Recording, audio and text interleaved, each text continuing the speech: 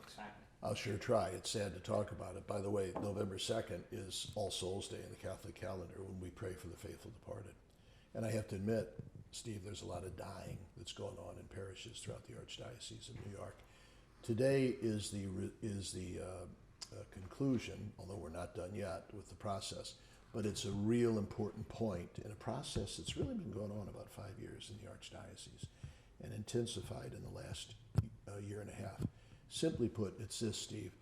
The priests, the sisters, the people knew we had way too many parishes. We could no longer afford them. We no longer have the staff of people for them, and we simply don't need that many because the people have moved to other places. So we got a lot of empty parishes that aren't that used that are really costing them and the rest of God's people throughout the Archdiocese a lot to maintain. So we consulted with them and we said, how could we merge some things? When you've got, as we've got here in the Archdiocese of New York, when you've got two struggling parishes that are 3, 4, 5 blocks apart, wouldn't it make eminent sense to bring them together, to have one strong, solvent place that we can have great priests there and we can have the wonderful programs that our people want? Everybody loved the theory. Everybody knew we had to do it. The decisions we consulted, it went through layers and layers of consultation and listening. The decisions were tough, and those were the decisions that were announced today. And what we've got, the decisions, 70% of our 365 parishes in the Archdiocese of New York are left untouched. They're the same. Those other 110 or so, what we're doing is merging them. You see, we're merging them. We're bringing them together to be one strong, solvent, vibrant new parish. Now, for a lot of those, things aren't going to be too sad because both places will stay open. The new parish will be located at one of them, but they're still going to need the other place for masses and sacraments. So at least the people will say, well, we know we're part of a newer parish now, but at least our parish is still around. For about 3 dozen of them, Steve, that will not happen. Those places, as of August 1st, will be shuttered, and everything will take place at the new location. That, as you might imagine, is very sad and it's very sorrowful. Our Catholic people love their parishes. They're loyal to them. They're their spiritual homes. And to go to Mass today, even though they knew it was coming, even though they had been part of the process, even though they probably weren't shocked, is very, very difficult to hear. That the place where they were married, the place where their kids made their first Holy Communion after August 1st may no longer be open, and they're going to have to move. But I'm just hoping and praying that they know that I know how difficult this is. They know that I know how sensitive I am to their tears and that I've shed a few myself. But I'm hoping they know in the long run that this is about making the church stronger, more renewed, more viable, more responsive to the needs that they've told us they want us to tend to. Steve, can I give you a statistic? So much came up in this whole process. Over the last 10 years, the money of God's people given to the Archdiocese of New York, we've spent $390 million to prop up parishes and schools that could easily be merged. And God's people and their priests and myself have said, that's not the best use of the money of God's people. They're telling us they want new, stronger, expanded parishes. They're telling us they want their schools to be as excellent and as solvent as possible. They're telling us religious education, not only for their kids, but for adults. They're talking about campus ministry, Catholic charities, the elderly, healthcare, outreach to the immigrants, winning our people back, helping marriage and family. That's where God's people want the church to be strong, all right? Pope Francis beautifully has said, we're not in the business of buildings. We're not in the business of structures. We're not in the business of institutions. Yeah, we have to have some. But we're in the business of love and service and teaching and embracing and inviting. And we all together got to make a tough decision. What's the best way to do that? And the best way to do that, I'm praying, and I'm asking for my people's understanding and patience. The best way to do that is to acknowledge that the infrastructure of 370 parishes has been so tough to maintain that it's handcuffed our ability to do that good work, and that we've got to change that. And that's what today was about. So how many churches closing down? What, Joe, can you help us here with Joe's got the statistics here. So actually, ask another one while he's doing Sure. this. Yeah, he'll get you the stats here. I should have it at my fingertips, but. And Arthur, I hate to think in terms of, but these are human beings. Sure, go ahead. Are there any actual layoffs? Or? Well, here's what, you know where that was a bigger problem, Steve? When the schools. Remember we did the schools 2 and 3 years ago, and we ended up with the painful decision of closing 59 of them. Now we got 160 strong schools that are much fuller with the best teachers, and they're financially solvent. I mean, they're always going to be a challenge there. So we did it with the schools. That was a bigger problem because the schools, of course, hire a lot of people. Our parishes in general have a relatively lean staff. Now keep in mind, if a parish is merging, they may need some of those people. So we might not be able to we might not have to have massive layoffs. Obviously, in those arrangements where the second site is going to stay open, you're still going to need a maintenance man. You're still probably going to need somebody there. We'll probably be able to get by with just one priest pastorally caring for each of them. But so the layoffs, please God, should not be radical, but there will be some.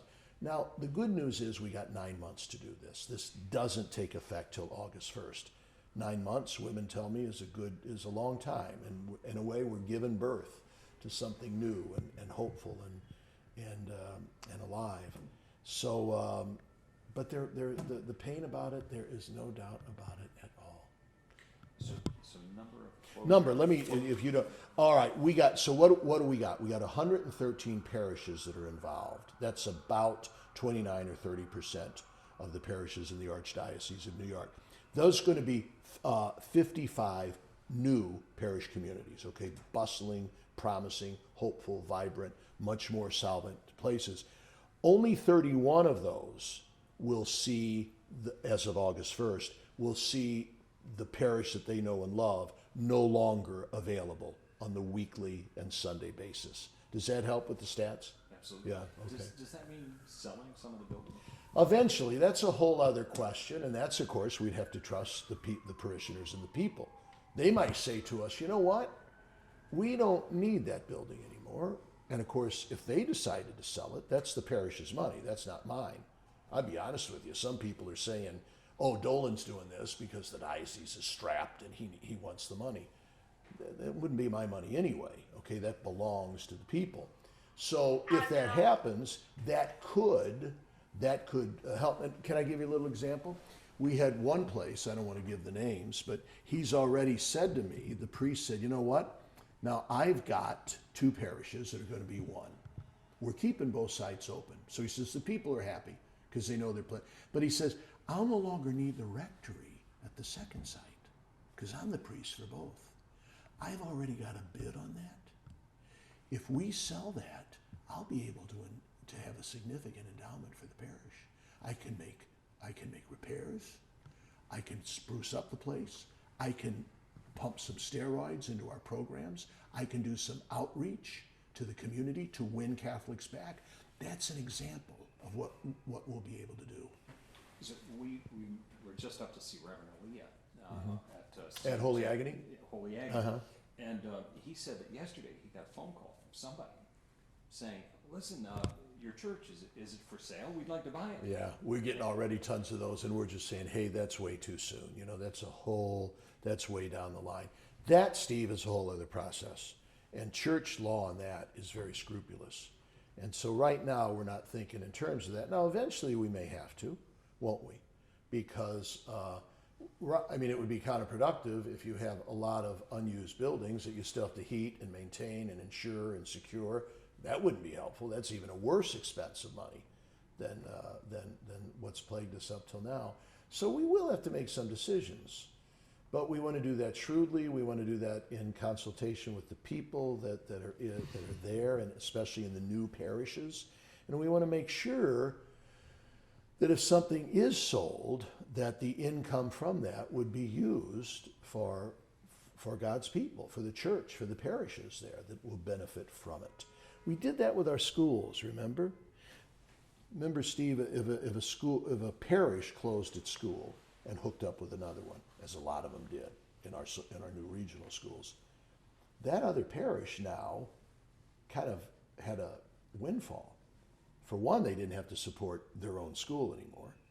Secondly, they got an empty building that they were lined up to rent. So they're getting a cash income. What we did is say to the pastors, we want you to give half of that to the neighboring school. And they did. They said, of course we would. Our kids are going there. The school was built by God's people who wanted this to be for Catholic education. This windfall, thank God we're going to have it to help our parish, but we should share it. We should share it with the school because that's what it was meant for. So everybody benefits. Please God, that could happen with the parishes. So in terms of Holy Agony and St. Cecilia, which are 4 blocks apart, I think, do they both stay open under this? Would you, Joe, maybe Bishop O'Hara could be better on that. You we got a can go minute, Steve? Oh, yeah. Because Bishop John O'Hara, he's been the real architect of the particulars. So he'd probably be able to help you on that. Absolutely. And even Eileen, if you want to get them in. Sure. Is there any sort of dollar figure in terms of how much this plan will? No. It's, Steve, I know, and I'm glad you asked that because it gives me the chance to say it again. I know people, and there is going to be some criticism that I might deserve. A criticism that the Archdiocese does not deserve is to say that this is all money driven. Because believe me, we haven't thought in those terms yet. We know generically, as I said from the beginning, that it's an unjust use of God's people's money to keep too many parishes open. So we know that financial consideration was a principle, but as far as having our eyes on property or some dollar figure, we don't have that. And at this stage, that's the least of our worries. Right now, we just want this to work. We want to tend to God's people who are hurting. We want to support our priests who have to make this go. That's our main goal now. Were the announcements generally made at Mass? Yeah, what we did, here's our principle, Steve. We've learned the hard way. Remember when we had to go through the sex abuse crisis about 12 years ago? God's people told us, if you got bad news, we'd rather hear it from you than read about it. So here's what I said. All right, last week we had the last stage of the consultation with the priest council, and they approved them. And then on Friday, I said, "No, fellas, you got to keep this secret." Then on Friday, I met with the pastors because the pastors have to hear it from me. And then the pastors will tell their people this weekend. And then as of noon on Sunday, when they've, please God, heard it first from their pastor, then we want the rest of the community to know, and that's why I'm glad you're here.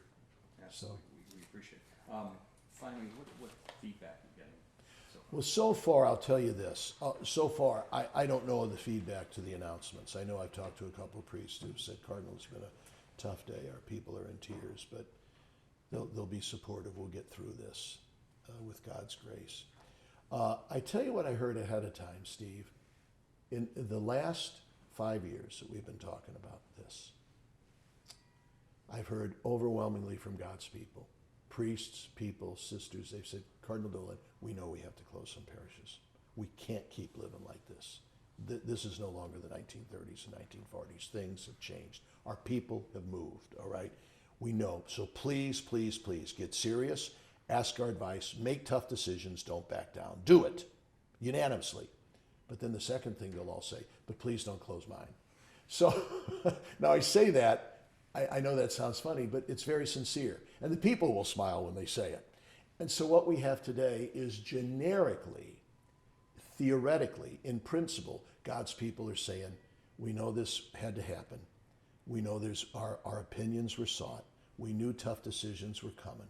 We've been through some of this before, but we can't deny the pain and the mourning that we legitimately feel to see our beloved parish go.